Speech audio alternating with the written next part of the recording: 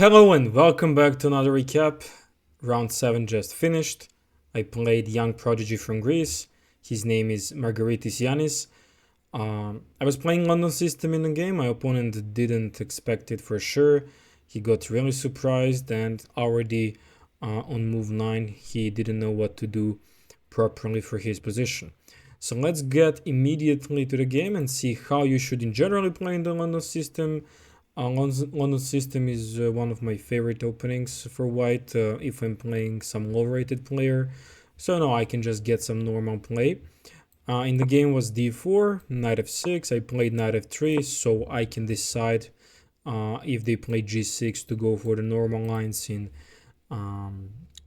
King's Indian defense, or they play anything else. I'm like, you're literally avoiding a lot of problems with this move order if you didn't know, if you're a London player. After e6, I played bishop f4. Specifically, I was preparing b6 for my opponent because he's Nimzo player, and a lot of Nimzo players are playing here b6, or if they play Queen's Indian, they like to give a check and they want to play b6 at the same time.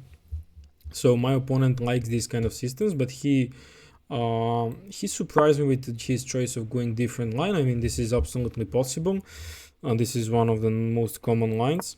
e3, very normal move, bishop d6, and now there is a couple of moves here. You can play knight e5, you can take the bishop, you can play normally bishop d3. I decided to go knight from b to d2, offering them to take, and if they decide to take in this case, like let's say here, something like queen d6 looks logical, g3 protecting, like castles, let's say bishop g2, c5, you can just take and play something like c3, or you can just castle yourself. Like, these positions are really interesting for white because your idea is just to get control over these darkers in the center, go castle, and continue the game normally while black is still struggling to get out with his bishop.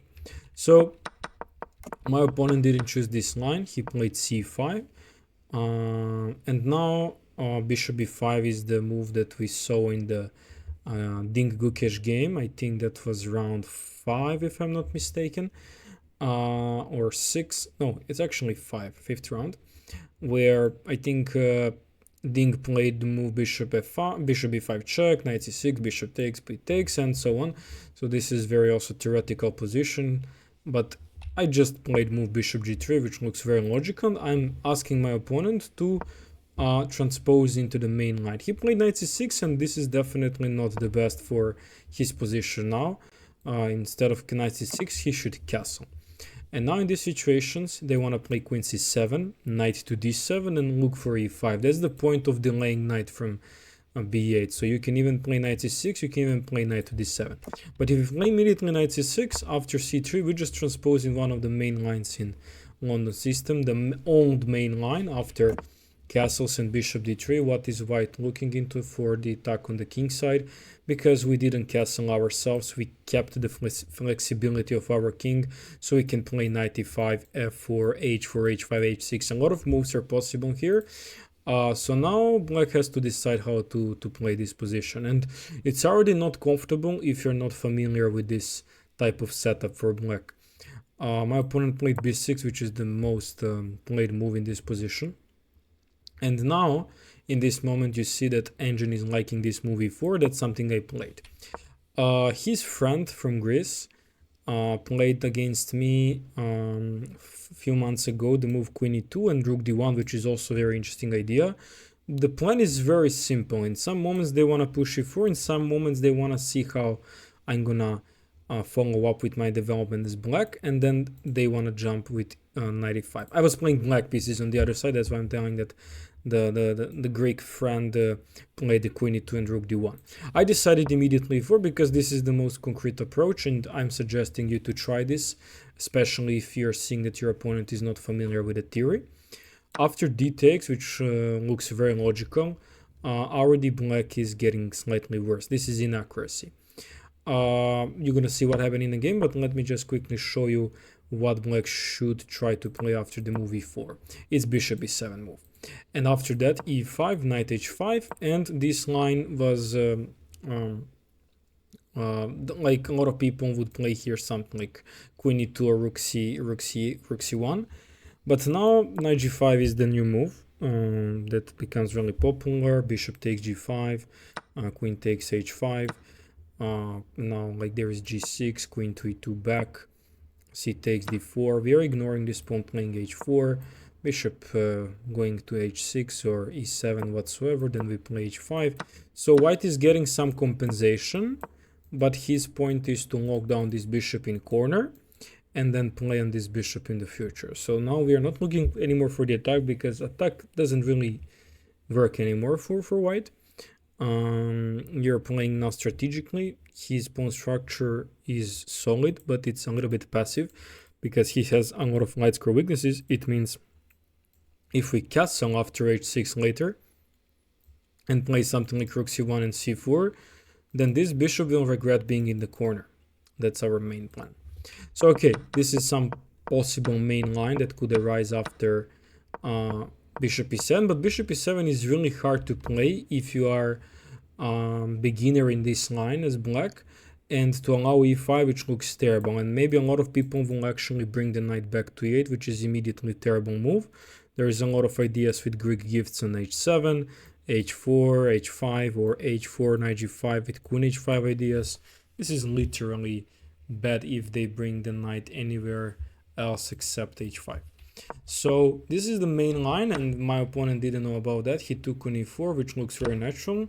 I took back with knight, and now white is already slightly better. You can see from the evaluation bar, and I am still into the book. I know what is the moves here for white. So still we can just take and not take on c5. A lot of simplification happens, but my whole point is actually to make a weakness on c5, and even though I'm better in terms of attack on the king side still with h4 and these kind of ideas with knight g5, I'm also looking for some positional threats.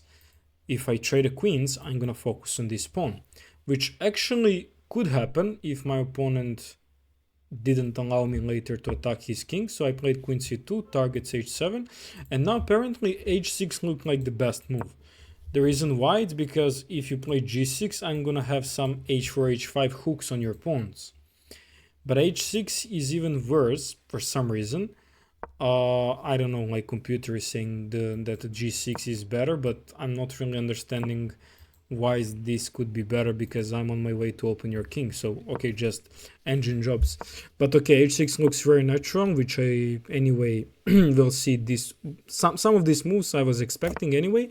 And after castles, this was the last moment of my book preparation. I was blitzing out literally the moves here until 14 move, and my opponent were taking so much and so much still.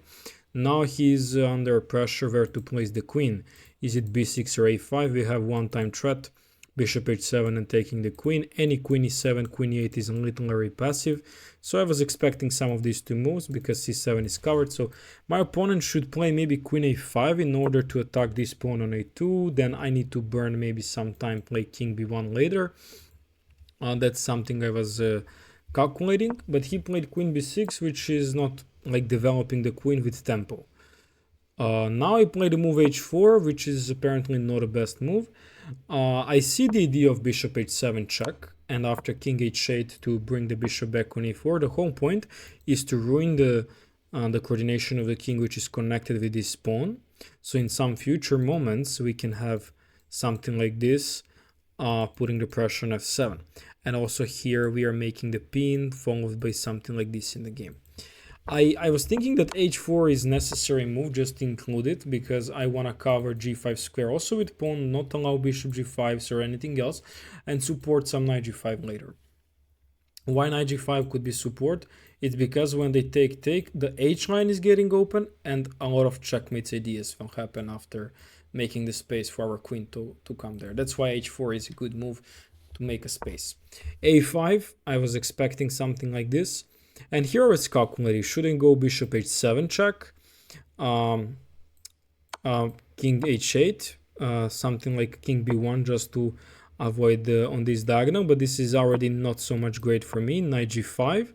And now the point is take, and if bishop captures, if my king is on c1, it will be a check. So in this case, doesn't work. And what is my point? After a3, they're threatening to trade off the queens. When I play something like b3, they're gonna play c4, and after I play bishop to g8, this is my main tactical point of this all piece sacrifices on the king side, is actually to give a checkmate. But now the only move is actually g6, and I'm literally not in time to take on f7 because my opponent is having counterplay here, threatening to take something with check and just to trade off the queens while my knight and my rook is under the attack. And after I trade off the queens, definitely I'm not gonna have checkmate attack. This looks like a checkmate, but if white is on the move, but suddenly we are losing here because queen enters and then makes a lot of problems to our king later. So I see that this is not good, and like I played h4 just in case to support something, and here maybe I realized that h4 was not necessary move for all of this. I played the move a4, which is solid move, maybe puts my advantage a little bit down than usual, but I like this move. It's because fixes the b5 square, prepares for some general strategical moments in the game. Like if we clear the pieces from the board, imagine we clear everything, these pawns are too weak and my king will come easily to collect them because he's even closer. If we add one piece, then these pieces are also still weak because I can collect these pawns. So this is not easy position, endgame position for black. What should black do is to keep the pieces for fight.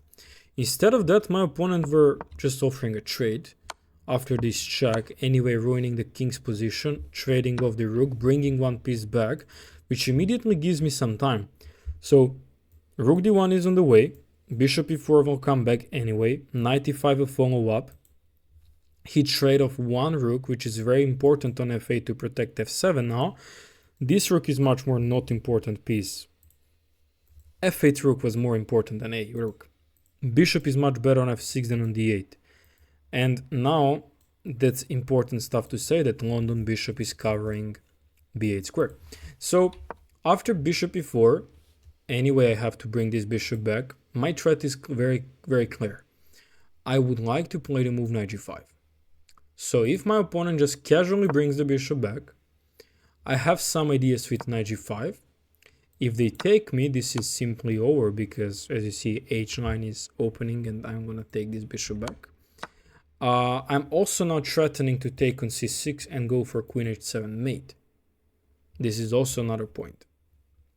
And everything of that would be even much better if my king stays on b1.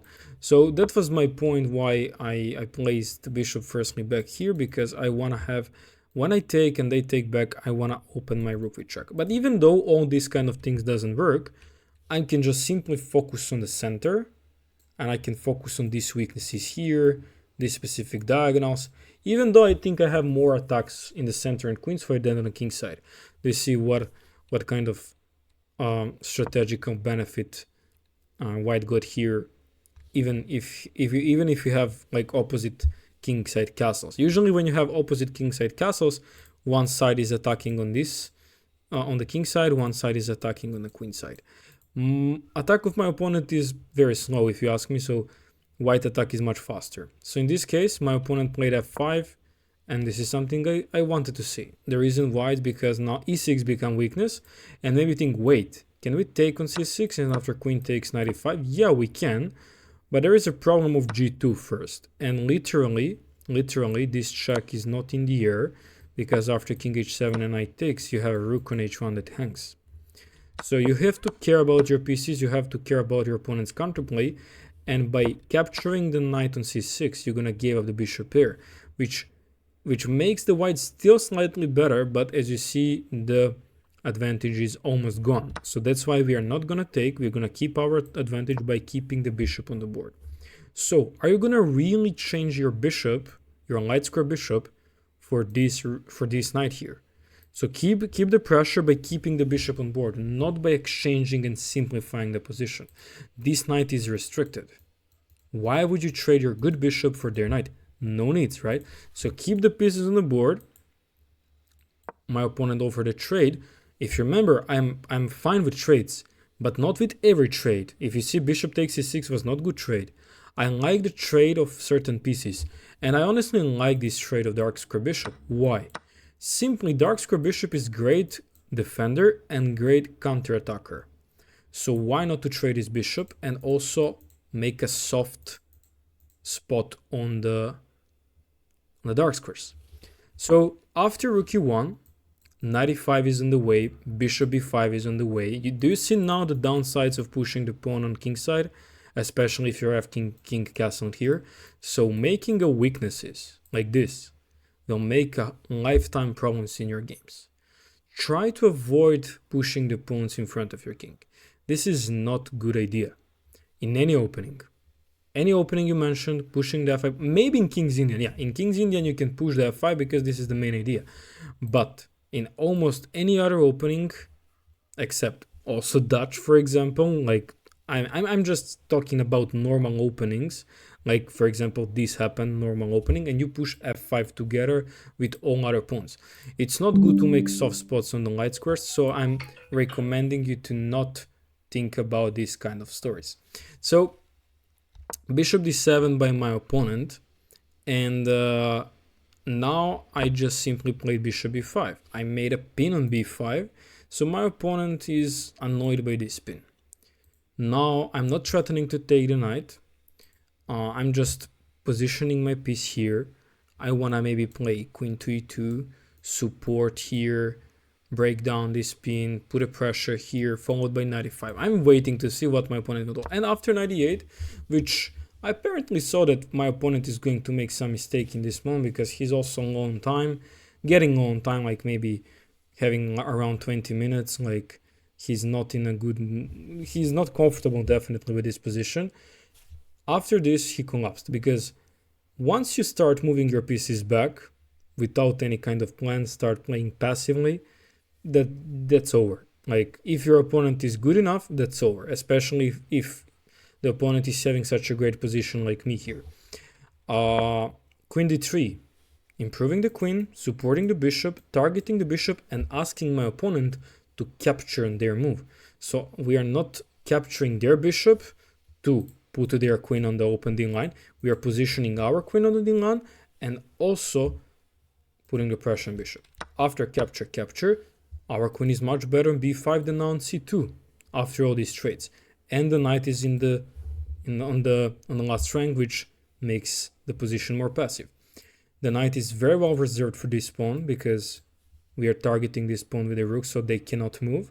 Also, we are threatening some queen e8 checks with a king after h8, maybe some knight g5 sacrifices with open h line could arise in future, who knows. But anyway, white doesn't need here to play for checkmate. White can just simply play for normal strategical advantage that we have on the queen side and center. What that means, we want to trade maybe the queens here and just focus to collect all of pawns with other pieces. Or like it depends if like offers the queen trade. If he keeps the queens on the board like queen e7, okay, that's fine. Knight e5 is in the way. They cannot capture the pawn. This is not a threat. We have knight g6, king h7, avoiding the fork, and now just simply protects the pawn. So we are not in rush. What is our plan? We want to play f4. We want to play rook d7, rook d7, and just, kind of trap the queen and then collect all of the pawns. Rook c8, rook to d1, and now we are on our way to play rook d7, f4 by my opponent. And now if you want to practice calculation, I'm gonna turn off the analysis. If you want to practice calculation, pause the video. We are just finishing this video. Pause the video and test your calculation skills. How would you finish your opponent here? How are you gonna convert this? Okay, I'll let you to pause the video. So now we can continue with the solution. Rook d7 kicks the queen away. Queen doesn't have so much spots. Queen f6 looks very logical because the target is the knight. And after including the rook on the 7th rank, now we go with check. We could also go with a check earlier here on queen d3, but our rook is on d1 then. So firstly includes the rook and then gives the check, because this brings our rook on much active line. And after king g8, knight to g4. My opponent resigned here. The reason why, they can't stay anywhere else with queen except f8, and even if they can go somehow on the other side of the board, I don't know, there's just rook takes d8. And after queen f8, there is simple knight takes h6. If they take, queen h7 will be mate, gives the checkmate. If they move the king, which looks very logical, My home point was to sacrifice the rook. And after they take back with their rook, now we just simply take back with queen. And if they take back with their queen, we have this beautiful fork. My opponent saw that. It's not hard for them, but maybe it's hard to you to see all of these tactics. So if you found this, I'm really glad that your calculation is on a solid level. So knight h6, I mean, you should see all of this earlier on the move rook d7, where your opponent allows you by pushing f5. The whole point why my opponent play f4 here is because he would like to stop my f4 and stabilizing this knight here. Now my opponent can't play knight f7 because of rook d7, and now we're gonna win the piece or queen. They can't play anything else like this or this because that's just losing the knight, and this is the simple example of how to not bring your knights back. So you can bring other pieces, like bishop, rook or something back, but please don't bring your knight back because your knight is not flexible piece as other pieces. He needs a lot of time to come back in the game. Like this knight, once he came back, I took my chance and I didn't let my opponent to play any move. So yeah, that was the mini lecture about London system that happened in my round 7. I hope you like it and I hope you learn something from this line. I hope you play this line yourself when you play London system on the main old line with b6. And this is literally the good theoretical line for white until the move castles here, where like depending what black will play, we can like make a lot of attacking ideas. Usually bishop e4 is the main idea by focusing on this kind of pins, and also h4 and knight g5. You can try it yourself, and if you like this video, you can leave the comment or you can leave the share, subscribe of course. That's it for today, and see you in the next recap.